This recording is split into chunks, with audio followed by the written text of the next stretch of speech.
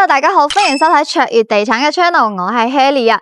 今日我哋嚟到中山南部神灣，咁神灣最出名咧就係菠蘿啦。咁神灣呢邊咧有咩產業咧？今日我哋介紹下佢嘅公寓啦、住宅啦，仲有佢嘅別墅區。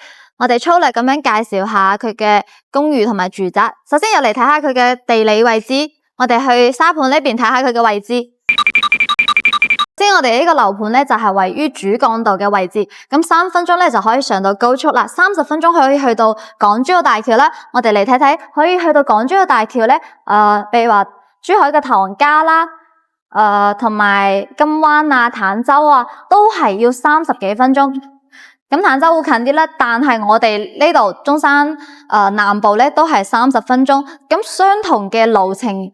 但係佢嘅單價咧係差咗好遠㗎，你睇呢邊咧大多數都係2萬幾，最低都係1萬幾，但係我哋嘅單價咧係去到7000幾嘅，所以咧同樣嘅時間點解唔揀呢度咧？而且佢嘅唔單止單價低啦，而且佢嘅啲質量都 OK 好好，佢呢邊嘅配套都好齊全㗎喎，譬如話呢個飯店啊、市場啊，佢自身嘅配套都好齊全，周邊嘅配套亦都好好。仲有我哋熟知嘅一個鴉岐山啦，好多人都慕名過嚟爬山㗎喎。咁因為我哋今日着重要講嘅咧就係別墅區，粗略同大家介紹下。咁呢邊嘅公寓咧上一年賣得比較火爆，佢係總價咧去到30幾萬啦。但係咧而家要存款啦，因為佢賣得太火爆啦，剩翻幾套。咁住宅咧佢就係佢嘅總價咧都係60幾萬，其實都可以講落嚟嘅。最優惠嘅就係佢有一個低首期，首期只要5萬蚊啦，咁60幾萬就可以攞低一個精裝嘅3房單位喎。今日我哋着重講嘅係別墅區，近期咧賣得比較爆嘅咧就係我哋嘅別墅區啦。咁佢究竟有咩猛料咧？我哋跟住鏡頭去睇睇。OK， 我哋而家嚟到別墅區啦，可以睇下周圍嘅環境咧都係比較靚噶，空氣都比較清新啦。咁呢邊咧都係一啲上下疊嘅別墅啊，咁。呢一邊咧就係我哋今日要睇嘅單位啦。呢個花園咧同我哋做咗一個露營嘅基地，平時可以喺呢度野餐啊、露營啊、燒烤、BBQ 都可以嘅喎。而且佢個院咧夠大啊，咁我哋可以從呢一邊入去啦。呢一個係屬於係下疊嘅別墅啦。咁下疊佢毛坯咧係250萬嘅。咁我哋入去睇睇。哎呀！然之後可以見到呢一個院，咁呢一邊咧係分俾呢一個院嘅，咁呢邊咧就係我哋嘅左右疊啦。呢度咧做咗一個露營嘅地方啦。咁可以睇到佢呢度咧係設計咗一個燒烤架嘅前院陽台，呢度咧就可以望到成個院啦，亦都可以望到周邊嘅別墅啦。咁入到嚟咧就係我哋今日嘅別墅啦。首先入到嚟咧就係一個廳啦，然之後佢係做咗個吊頂設計俾我哋嘅。咁呢邊咧就係餐廳啦，可以坐到8到10人位咁樣啦。而且佢嘅光線都可以感受到好陽光好好，光線好充足，好通透。咁1樓係同我哋做咗一個客位啦。係做咗乾濕分離嘅，仲送咗一個大冰箱，到時咧係會有呢個贈送嘅，係會贈送部分嘅家電啦。嚟到呢個廚房好大啊，足夠即係4、5個人同時喺呢度煮嘢食啦。而且呢邊咧仲有一個陽台啦。咁陽台咧係連通住，可以見到呢個花園啊，同埋周邊嘅。OK， 咁出到嚟呢邊咧。咁佢呢個後廳嘅位置係做咗一個換鞋凳，咁相當於咧，其實大多數嘅時間都係從呢度返嚟，然之後呢度擺鞋櫃啊，攞嚟換鞋啊。咁呢邊咧仲同我哋做咗一個客房，咁佢呢度係冇家私家電裝修嘅，不過有一個唔係幾好嘅位置，呢度有個凹位啦，做個衣櫃咧可能會細啲，因為佢呢度唔夠600之餘咧，佢仲比較高。佢嘅層高咧係比較高嘅，大概有3米幾左右啦。OK， 而家咧就到咗我哋嘅1樓，咁我哋再上2樓睇睇啦。咁上到我哋2樓咧，呢度做咗一個空中嘅設計啦，可以望到1樓，所以咧佢嘅採光都係好充足噶，而且佢嘅吊頂咧可以做到上面，再開咗一個採光井啦，光線好充足。咁呢邊咧就做咗一個房間，可以講話係主臥嚟嘅，因為足夠大啦，仲帶一個套廁喎，而且仲帶埋一個小露台啦，可以望到呢邊嘅景觀咧都係比較好睇噶，可以望到成個花園啦，同埋成個別墅區嘅景觀啦。呢邊嘅綠化都做得比較好噶。咁我哋再睇睇呢邊，咁過到嚟呢邊咧就係我哋嘅一個多功能房啦，可以作為咁比較唔係幾舒服嘅位置咧，就係呢度啦。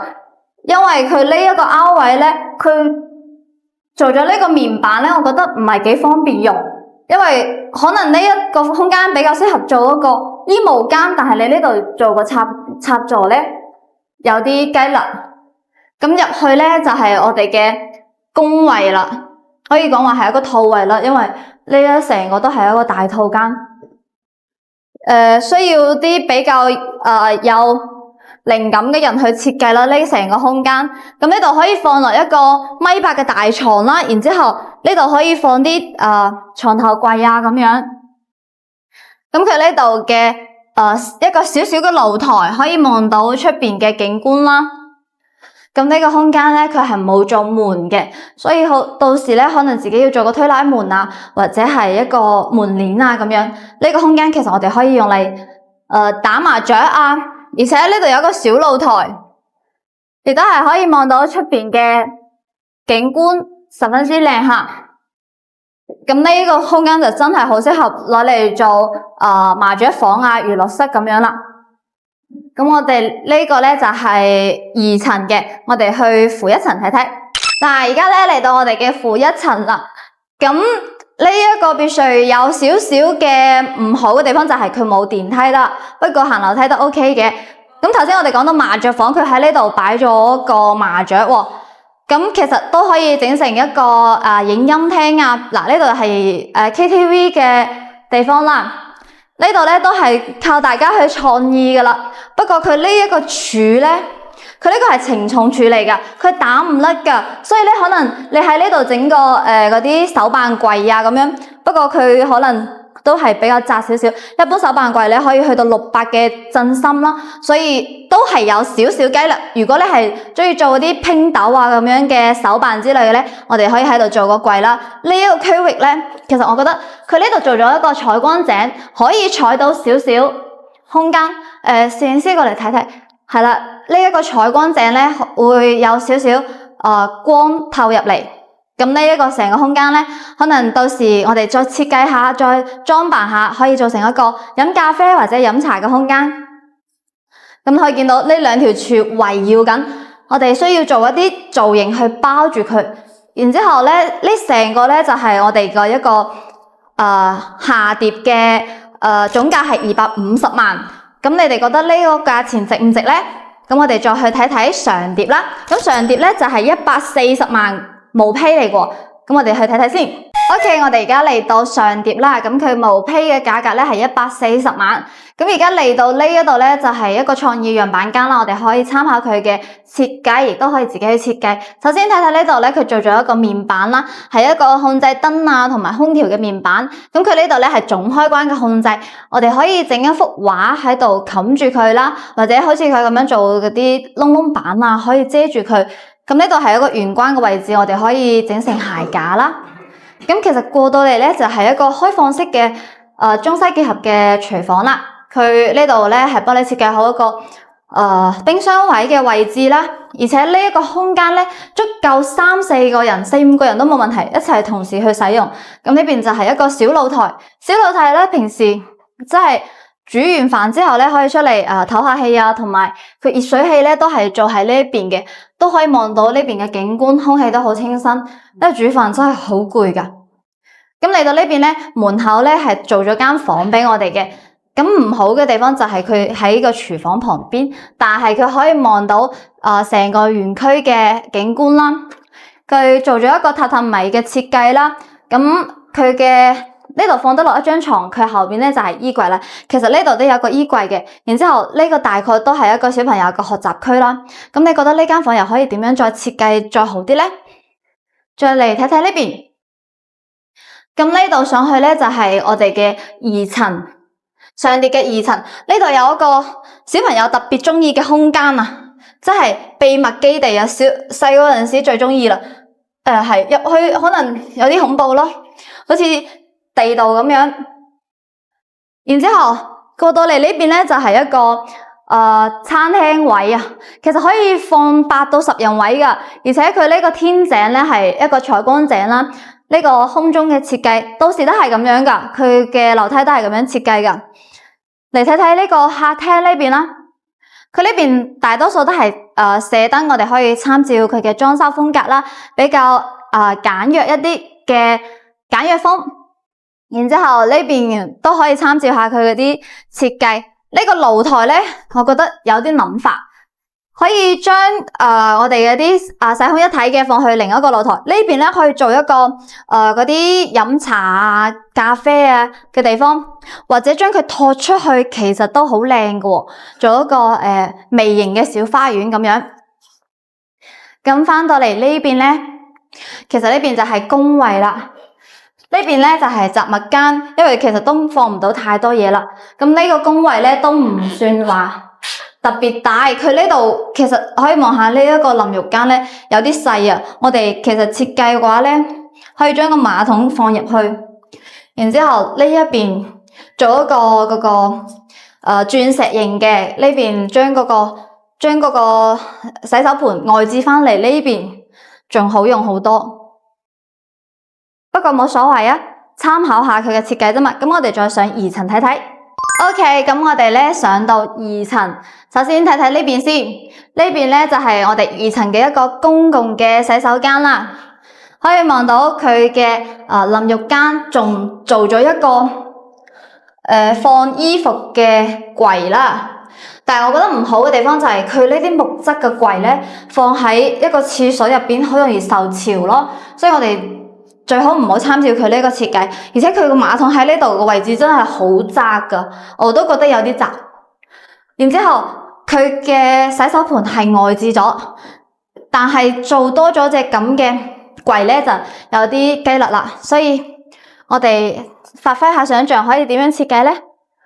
咁呢一間房咧，就屬於係客房啦。佢可以放落1.5米嘅床之外咧，床頭櫃啊，同埋呢個衣櫃，你唔好見佢衣櫃好細啊，但係佢嘅震心咧都有600、700噶，所以可以放好多衣服啦。而且佢作為客房嚟講已經夠晒用噶啦，採光又咁靚，可以望到出邊嘅景觀，真係一個比較好嘅設計啦。其實咁再睇睇呢一間房咧，都係一個客房，而且佢呢間客房特別喺佢仲有一個露台，其實係對住下邊廚房嘅一個露台。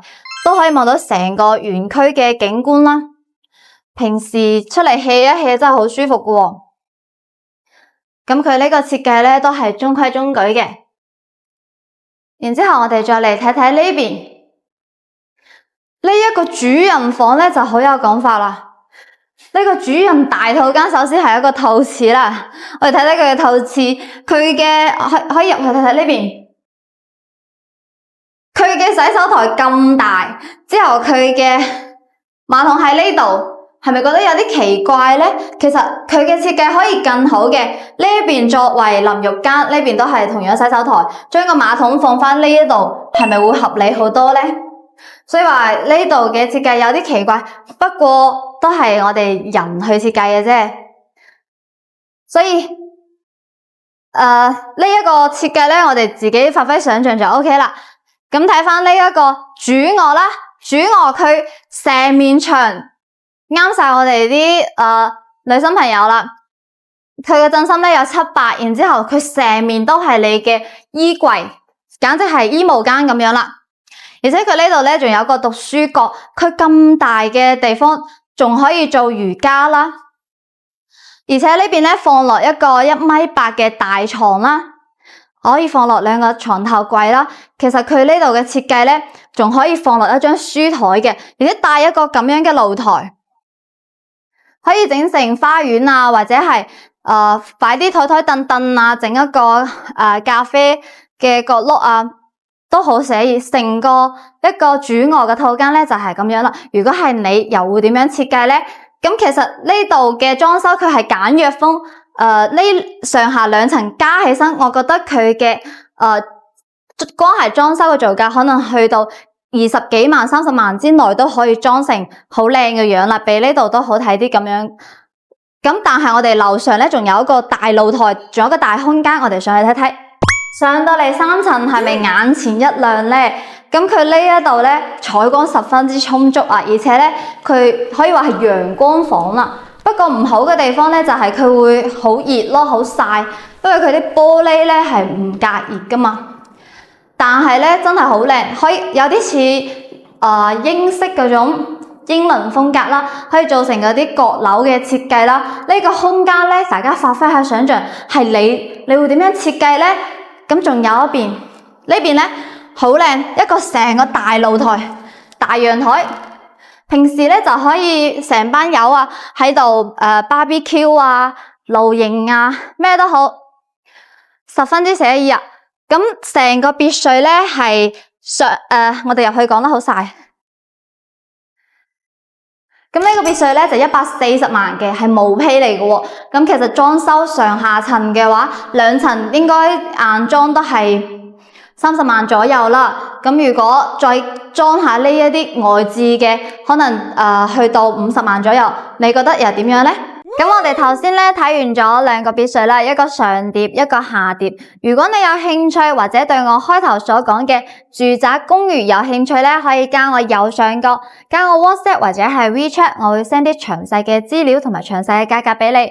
同時對我嘅視頻感興趣，麻煩多啲支持下 Helly， 幫我點個關注或者點個 like 啦。同時都可以轉發俾身邊感興趣嘅朋友。以上咧就係今期嘅視頻啦，多謝大家收睇，我係 Helly， 我哋下期再見。